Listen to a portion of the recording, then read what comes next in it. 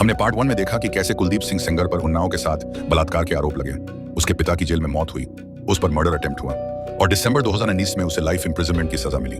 सबको लगा कि अब जस्टिस मिल गया, लेकिन यह सिर्फ शुरुआत थी। 23 दिसंबर 2022 दिल्ली हाई कोर्ट ने एक टेक्निकलिटी के आधार पर कुलदीप सिंह सेंगर को बेल दे दी।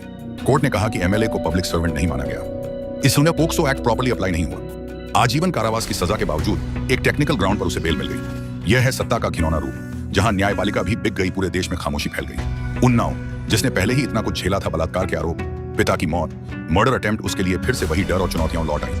उसे डर था कि अगर सेंगर बाहर आया तो उसकी और उसके परिवार की जान खतरे में होगी।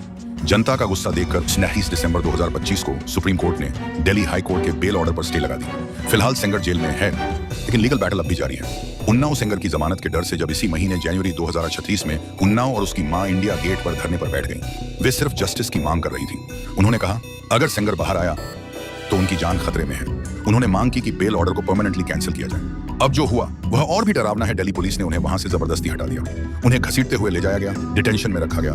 सोचिए, एक सर्वाइवर जिसके पिता की जेल में मौत हुई, जिस पर मर्डर अटेम्प्ट हुआ, वह सिर्फ न्याय मांग रही है और पुलिस उसी को उठा ले जाती है। एक बार फिर सिस्टम पर सवाल उठे। आज पूरा देश पूछ रहा है कब तक पावरफुल लोग अपराध करके बचते रहेंगे और कब तक विक्टिम्स ही सताए जाते रहेंगे। यह केस अभी चल रहा है। कुलदीप सिंह सेंगर अभी जेल में, लेकिन बेल के लिए कोशिशें जारी हैं। उन्नाव और उसकी मां न्याय की लड़ाई लड़ रही हैं। पूरा देश उनके साथ खड़ा है। सोचिए, एक लड़की ने सिर्फ जॉब मांगी थी, बदले में उसे मिला आरोपों का दर्द, पिता की मौत, मर्डर अटेम्प्ट और 8 साल बाद भी न्याय की लड़ाई। और आरोपी एक पावरफुल एमएलए जो आज भी बाहर आने की कोशिश कर रहा है। यह सिर्फ एक केस नहीं है, दिन ब दिन ऐसे मामले बढ़ रहे हैं जहां पावर के दम पर आम इंसान को दबाया जा रहा है। इसीलिए इन कहानियों को अवेयरनेस के रूप में आगे बढ़ाना जरूरी है। जुड़े रहें, फॉलो करें और सच को आगे तक पहुंचाइए।